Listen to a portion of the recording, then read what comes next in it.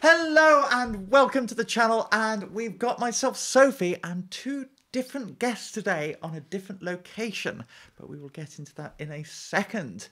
So, for the meantime, we have another sit and talk. Unfortunately, we've been really busy at the channel, so our usual content is on the way. So we will have some more Titanicas, more Battlefleet Gothic, more 40k, and more Age of Sigmar coming up. And if you're excited about seeing those things, do think about subscribing to the channel. All the details are down below. Right, we are here. We are here with some two outside of the hobby, and I want to get their perspective, what it looks like from the outside in.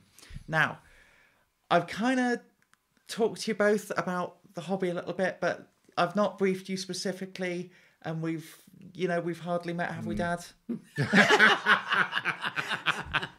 We might have known each other a few years, yeah. So this is my father, Mark, and my wonderful stepmother, Siubhan. And they are both from the Destination New YouTube channel. So you are no strangers to the cameras yourselves. No. And we are borrowing all your lovely camera equipment, which it's not quite in our budget, but it's nice to borrow every now and again, which I'm very excited for. Yeah. So, yes. So going into this, you're kind of, I'm leading you in blind. Yep. Here. So I've been in the hobby for 23 years at least. Right. So how much have you picked up?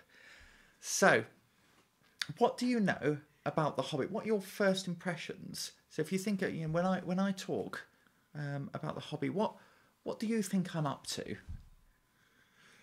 Fighting battles. Yes. Building models, painting models, and living in a fantasy fight for the universe. Yes. Sounds wonderful. Yeah. And you're no strangers to science fiction yourselves, are you? Aware. Yes. Yeah. So it's because enough science fiction will filter through. So your Star Wars, you've seen them. Yes. Yeah, Yes. Yeah. In fact, we watched the episode 5 together. Yeah. And we played Halo together. Yeah, exactly. So we're aware. Yeah. In fact, actually, these two score major points because during lockdown we were playing the original Red Alert from the 90s. And I have to say, I was astonished how good you were. Please save me from the AI. You go fight them. I'll sit in the corner.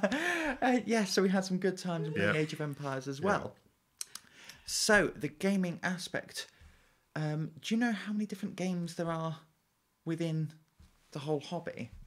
Quite a few. Yes.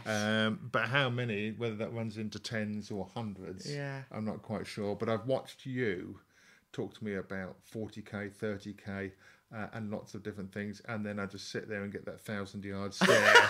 There you go, you've lost me. Yeah. So I brought in, I remember when I was 9 years old, I turned 10 in the bedroom upstairs, and I had my Blood Angels Codex. Can you tell me anything you know about the Blood Angels? This is I'm dredging up from 20 years ago. Orcs. No.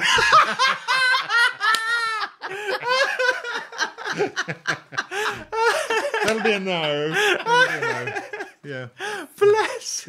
Go on, Dad. Can you do any better? Black and red. Black and red. Yes, they are. Because I remember you painting. Yes. In the early days, some stuff that was black and red. Compared to what now, that was quite nice, but quite clumsy compared to what we saw you do later. Yeah, and it's as I've sort of gone through the hobby, I haven't brought much back here, so you probably would have seen stuff online. But going into, have you ever actually been into one of the stores? Because these two from all the way from Australia. Whereabouts were you in Australia? Newcastle in New South Wales. Newcastle, New South Wales. I get a selfie outside of a Warhammer store, and I'm like, how much of my personality is this? No, wonderful. So have you actually ever been in? And not for, I would say, about 10 years. We went about 10 years ago, and that was to buy you a present. Yeah. For something. But no, I haven't been in for 10 years. I used to stand and look in the window of the one in Oxford because it was sort of to and from my place of work, and just be absolutely blown away by the different models, the detail. But going in, No. There's people, they'll talk to me. So we've actually played a game. Do you remember Titanicus? Yes. Yes. I gave Dad an intro game of Titanicus. What do you remember from that intro game? Right, because I remember it was like a mixture between what I used to know as the old wargaming. Yes. So the strategy, when back in the 1980s, showing my age now, back in the 1980s, I used to watch the lads in the crew room playing the Battle of Waterloo. They would redo that. And then there was a different crowd that would play Dungeons and Dragons, that were rolling dice, and they had scorecards for different strengths and different spells they could cast and stuff like that, and hit points and stuff. And it seemed to me to be the amalgamation of the two cultures coming together, of where you've got Dungeons and Dragons and you've got this wargaming of the scorecards and rolling dice, but with guys with armour and bazookas. Yeah. It's essentially that, and you've kind of hit the nail on the head from where the hobby came from, which was, I think, Warhammer First Edition. Certainly Rogue Trader, which was Warhammer 40k First Edition, was originally a sort of a spin-off of a role-play game. And it was very much a Hero Hammer style. And it was the second edition, and this was early 90s, so I got into the hobby third edition. But it was the second edition where it started to become more army-based. And it's this blend of Dungeons and Dragons. But I was impressed with playing Titanicus. So we had a Warhound Titan and a Reaver. And I said, Dad, I'll give you the Reaver Titan with the guns, and I'll have the Reaver Titan with the fists. And I came at you angry, and I immediately moved my Reaver, and you put the Warhound and stuck a plasma blast gun up the bum. And I was like, you've got the principle. You've got the principle, absolutely. So it is quite nice to see that. See that it is an intuitive hobby. And of course, I think that was about a year ago. So yeah, it was. I don't remember the particulars. I remember winning. Yes. Yeah. Oh, good job we didn't film that one on the channel.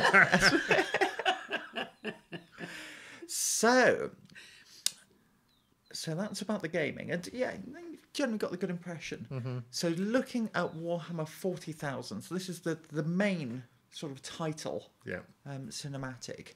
Can you tell me what's going on? Can you give me a picture? What's happening in the universe? Who are the major players?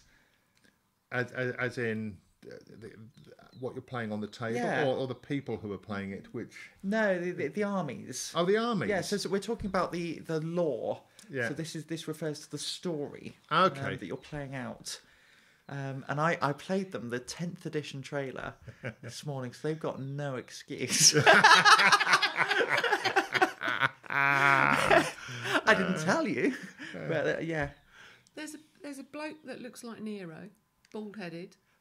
I guess he's some sort of emperor. That would be Rabute Gilliman. Right. Son of the Emperor. Well, close. Yeah. The headgear gives it away.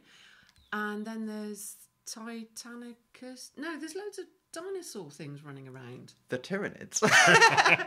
But they are actually, and that trailer was so Jurassic Park. You can almost see the little guys, and they look behind them, and see the shot. The little velociraptors just going. I like those. Yeah, so they're the big bugs. So they're the yeah. They're sort of based on the xenomorphs from Alien, the bits from StarCraft as well. That was a huge inspiration. Are we still speaking English? Yes. It's. But yes, so they're the planet-eating bugs. They're ever so hungry. So who are the ones fighting them? Over to you. Well, I thought it was the son of the emperor was fighting. But there were loads of them. Yeah. So who are they? The troops. The troops.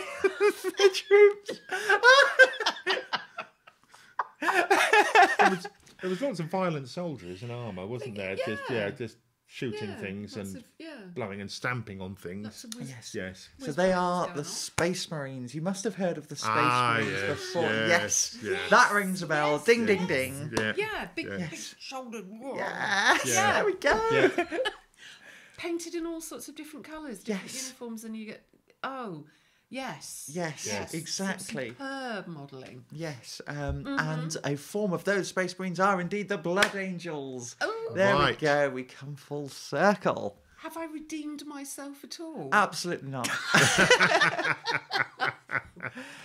Yes. So we've got all those factions, and then you've got the Orcs. Before have you come across Space Orcs? You're a big Lord of the Rings fan, aren't you? Yes. Yes. So you've read the books cover to cover many a times. So have you come across Space Orcs? So Orcs in space? No. Oh, so these are fantastic. They're bigger, uglier. They're a type of fungus instead of a type of an elf. So and there's some wonderful lore. They paint the vehicles red to go faster because the red ones go faster. Right. Okay. Yes. The Orc Space Ferraris. Yes. Yeah. Exactly. Okay. Exactly. So beyond that, do you know much more about about what's going on? So you know about the Titans, don't you? We know of Titans. Yes. It's saying we know about Titans. Big things. Yes. Yeah. Yes, because I keep banging on about Titanicus. As I should, as is my right, and as I'm sure you all appreciate. So Titanicus, they're the big ones, aren't they? Can you remember any of the names? Bearing in mind, I just said them a few minutes ago. That was the bit where we weren't speaking English, wasn't it? Yeah. Absolutely. Yeah. Absolutely. Orcs. No. Yes, so it is. So this is kind of what I wanted to see: which bits are going in and which bits are not, because it does feel like a blank wall sometimes. Yeah. You know, I'm choosing about the hobby, so I just need to talk about the hobby much more. Evidently. Yes. The look of fear. More names, more story, more detail. Yes. Okay. Yes. And I suppose, what do you think of? What's your overall impression of a gaming club? So a wargaming club. What do you think? What are your vibes like? Right. So, as an environment, I would imagine it's a mixture of, like a lot of these things, going back to the history of watching the wargamers previously, a small collection of people on a weekly ad hoc basis that would get together in 3s and 4s, and then ever so occasionally get into a group of 20 or 30 in a local group, and then a national group of hundreds of people with loads of tables at the NEC and that sort of thing. Anything that's obsessive, then you tend to find the gatherings like that will take over a large convention centre, and all the floors and everybody goes there and just totally immersed for the weekend. Yeah. In total geekdom. Oh, completely. And I can tell exactly where you're getting that pressure because I've shown you the photos of Beachhead. Yeah. Beachhead, for those of you I saw, hi. It was wonderful to see you all. We'll go into more about Beachhead in a future sit and talk, even though it was already a little time ago. But yes, you are right. It is. Obsessive, I think, sometimes is the right word. Yeah. I wouldn't like to think it, but yeah. Exactly. But yes, it's especially when you get because it is mostly a 2-player game, and you sort of delve into a zone, and then you come out and you are social, and it's wonderfully sociable. It's one of the things I prize about the hobby is that it's not online. You're not sat behind a screen. Yeah. You are, but. Apart from today, but yes, it's personable, and it's a wonderful way to just go. I tell you what, because I'm in my 30s now, and it's an environment to go and sit with friends without needing to spend money. You're not in a pub. You don't have to be drinking. You don't have to be necessarily doing. You can just go into an environment and hang out with people. So you're telling me it's a cheaper hobby?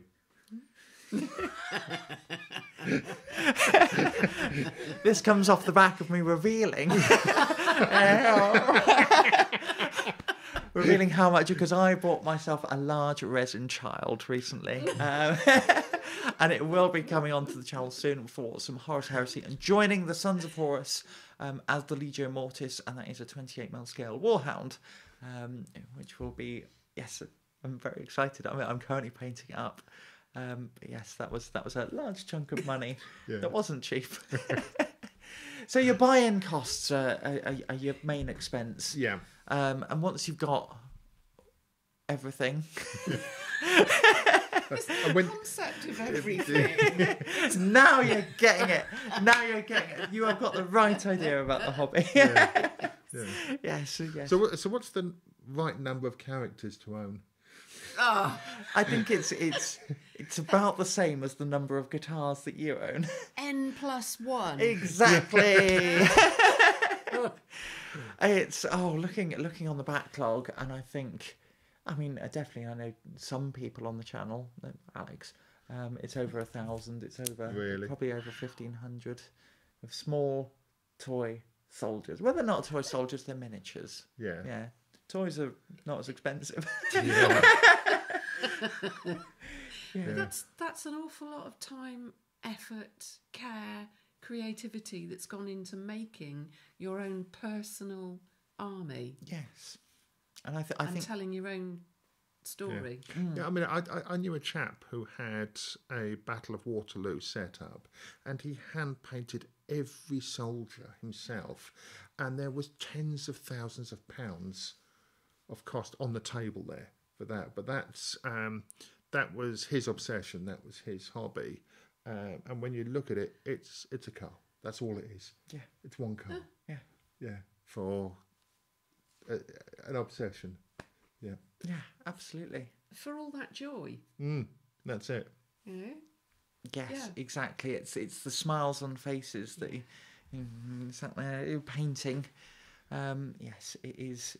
It is the sense of I get a kick out of wargaming that I don't get anywhere else, and it's sometimes very hard to put that across. It's a catharsis when your guys blow up, the bad guys, your opponents, or when you get blown up in turn, because sometimes it is just hilarious. Yeah, you're on board with the narrative. There is the competitive thing where you really want to try your hand at winning the game, and there's a time and place for it. And when you all turn up and you go, right, are we all gonna get? I don't know whether you've heard the term "sweaty try hard," but it's a nice agreement where you all turn up and go, right, okay, we're gonna go hard, and then you get a winner, and then when you win, it's great, and then it's much akin to poker. I find a lot of the skills, it's the risk management. Yeah. It's the percentage chances. I think there's a huge overlap between poker and, because you've played poker all over. But yeah, so that's it. So the kick of the hobby, and when everything is painted and it all fits together into this, you're portraying a story. You're rolling dice for a bit of randomness, so you've got to think on your feet, and it all looks very pretty, and then. You get a buzz out of winning, a buzz out of losing. But the biggest buzz is out of playing. Yeah, entirely. And when you're surrounded by like-minded individuals that get it. So this is kind of why I wanted to hear an outside perspective, and then also share. Yeah. Share what I enjoy with the family. Yeah. Well, we had half an idea that you were sort of into it, because so every time we come to your place, it's full of paint and half painted widgies. Yeah. Yes. So I suppose any closing thoughts on the hobby from you?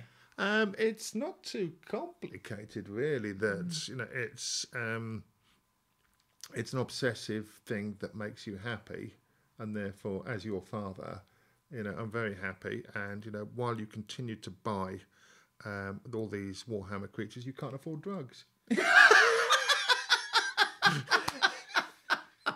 Oh, how little you know about the plastic crack that it is.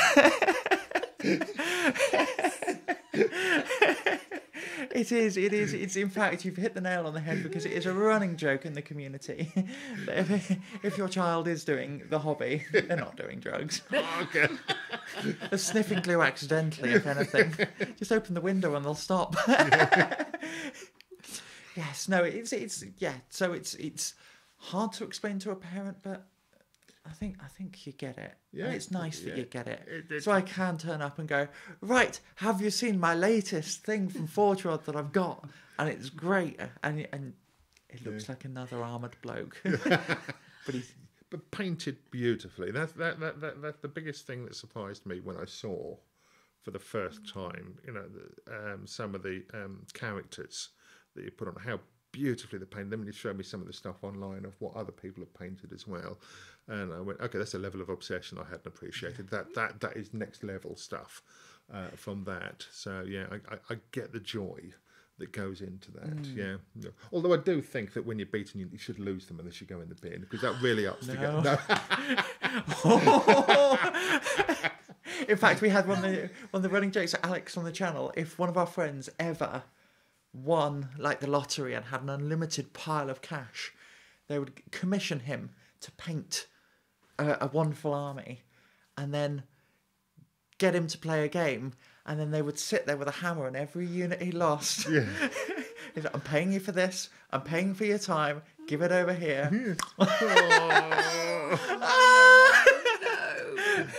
No. Oh, yes, no, absolutely. That would be sacrilegious. Yes. Because, the effort, the focus.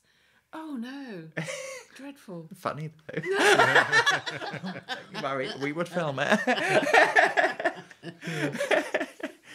Yes, no. So it's been a pleasure to share what I do, and in terms of the battle reports and everything, it's been you guys that have got me into it with all the filming entirely. So these guys will go around Southeast Asia, Australia, wherever you want. The whole concept of your YouTube channel is Destination New. Yeah, somewhere new. Yeah. Yeah. Yeah. Always going somewhere new. Yep. Yeah, and you will see their wonderful cinematography going on. I will include a link in the description, a link to the channel. Go check them out. Destination New. They do some wonderful stuff. So, I think, with that all being said, it's goodbye from me, Sophie. Goodbye from me, Mark. Goodbye from me, Siobhan. And goodbye from the barrel!